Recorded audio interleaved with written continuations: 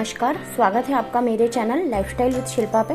तो आज हम बनाने जा रहे हैं इंदौर का फेमस भुट्टे या मक्के का कीस, या जिसे मक्के का उपमा या फजीता भी कहते हैं। तो उसे बनाने के लिए मैंने यहाँ 2 कटोरी देसी मकाई के दाने लिए हैं। याद रहे मकाई के दाने अच्छे नरम होने चाहिए। तो ये लगभग 2 कटोरी मकाई के दाने हैं। उसी के साथ मैंने लिया यहाँ एक बड़ा प्याज बारीक कटा हुआ, आधी कटोरी दही फेंटा हुआ, 4 से 5 कटे हुए हरे मिर्च, 1 चम्मच लहसुन और अदरक का पेस्ट, 8 से 10 कड़ी पत्ते और ये कटा हुआ हरा धनिया। उसी के साथ ही हमारे सारे मसाले। तो सबसे पहले अब हम इन दानों को मिक्सी के जार में दर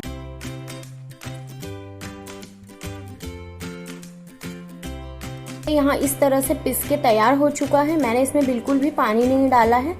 तो ये इस तरह से दरदरा पीसा है मैंने। चलिए इसे फ्राई करने के लिए चलते हैं। तो यहाँ गैस चालू करके मैंने कढ़ाई रख दी और मैंने इसमें लगभग 2 सर्विंग स्पून जितना तेल डाला है। तेल गर्म हो चुका है। तो अब मैं उसमें डाल रही हूँ 1 चम्मच राई और 1 चम्मच जीरा। जैसे ही राई जीरा तड़कने लगेगा हम उसमें डाल देंगे कटी हुई मिर्च और कड़ी पत्ते, और उसी के साथ अब हम यहाँ डाल देंगे ये बारीक कटा हुआ प्याज, और इसे थोड़ा सा सॉफ्ट होने तक पका के तैयार कर लें। 3 मिनट के अंदर प्याज बहुत ही अच्छे से सॉफ्ट हो चुके हैं। अब हम इसमें डाल देते हैं अदरक और लहसुन का पेस्ट जो हमने तैयार करके रखा था वो। इसे अच्छे से मिक्स करते हैं और उसी के साथ अब मैं यहाँ डाल दूंगी मसाले। तो मसालों में मैं यहाँ डाल रही हूँ 1 चम्मच हल्दी का पाउडर, 2 चम्मच लाल मिर्च का पाउडर। लाल मिर्च की मात्रा आप अपने हिसाब से कम भी कर सकते हैं। 2 चम्मच धनिया का पाउडर और नमक स्वाद अनुसार। और उसी के साथ अब मैं यहाँ डालूंगी जो हमने मकाई के दानों को मिक्सर में क्रश कर लिया था उसे। तो इसे बनाने का सबका अपना अपना तरीका होता है। मैंने मकई के दानों को मिक्सर में क्रश कर लिया है। बहुत से लोग उसे कीस भी लेते हैं कीसनी से, तो आप चाहे तो उस तरह से भी ले सकते हैं। और बस इसे हमें अब अच्छे से मिक्स कर लेना है 4 से 5 मिनट के लिए।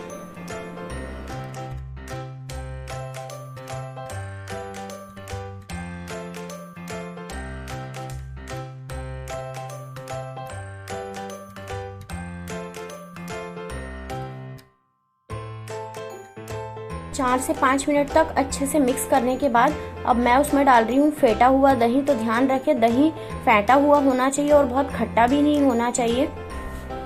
तो बस मैं यहाँ दही डाल के इसे मिक्स कर रही हूँ। आप चाहे तो इसमें नींबू का रस भी डाल सकते हैं, 1 से 2 नींबू का रस, और उसके साथ थोड़ी सी शक्कर भी डाल सकते हैं। मैंने यहाँ शक्कर का इस्तेमाल नहीं किया है। और बस अब हम इसे अच्छे से मिक्स करेंगे और उसके बाद ढक के इसे धीमी आंच पे 10 से 15 मिनट के लिए होने देंगे।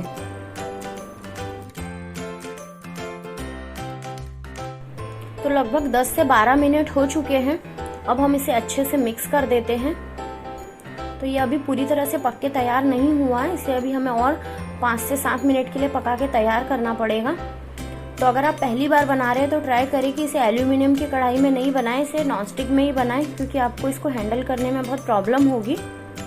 तो चलिए वापस इस पे हम ढक्कन ढकते हैं और इसे 5 से 7 मिनट के लिए और पकने देते हैं।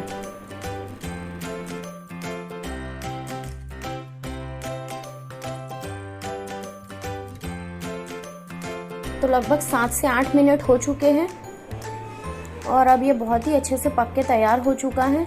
इसे एक बार वापस हिला लेते हैं हम। आप देख सकते हैं ये थोड़ा चिपका है, इसीलिए मैंने आपसे कहा था कि आप चाहे तो इसे नॉनस्टिक में बनाएं, क्योंकि आपसे ये हैंडल नहीं होगा, ये बहुत ज़्यादा नीचे चिपकता है। तो बस ये बनके तैयार हो चुका है। अब हम इसमें डाल देते हैं कटा हुआ हरा धनिया। उसे भी अच्छे से मिक्स करते हैं और चलते हैं इसे गर्मा गर्म सर्व करने के लिए।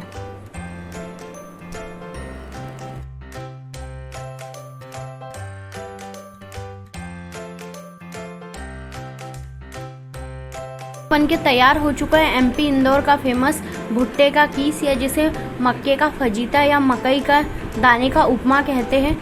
तो इसे सबके बनाने के अपने अपने तरीके होते हैं। मैं इस तरह से बनाती हूँ। बस अब हम इस पर डालेंगे थोड़ा सा कटा हुआ हरा धनिया। आप चाहे तो गीले नारियल को भी कीस के डाल सकते हैं, उससे भी इसका टेस्ट बहुत अच्छा लगता है। तो बस ये बनके तैयार हो चुका है। आप इस रेसिपी को ज़रूर ट्राई कीजिए। मुझे उम्मीद है ये आपको बहुत पसंद आएगी।